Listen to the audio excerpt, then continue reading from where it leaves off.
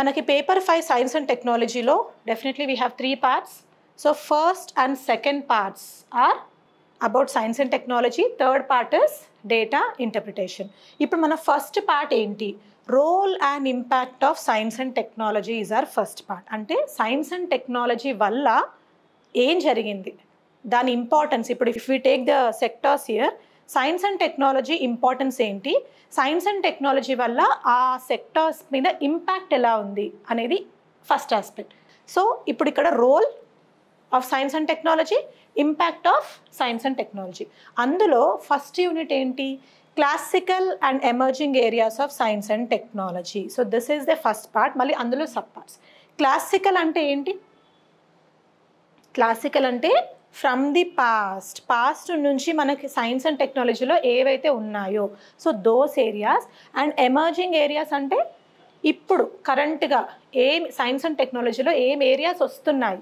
Okay, again ఇందులో మనం చదవాల్సింది ఏంటి?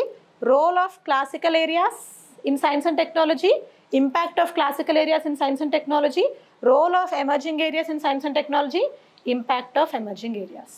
Is this clear now? ఇప్పుడు ఇందులో మనం సబ్ పార్ట్స్కి వెళ్తాం. ఇప్పుడు మనం ఇందులో ఏమున్నాయో చూడాలి. Okay, so value addition by science and technology అంటే ఏంటి? ఫస్ట్ ఆఫ్ ఆల్ ఒక క్లాసికల్ ఏరియా ఉంది. ఎప్పటి నుంచో మనకు ఒకటి, suppose you take space only. స్పేస్లో ఇట్స్ అ క్లాసికల్ ఏరియా.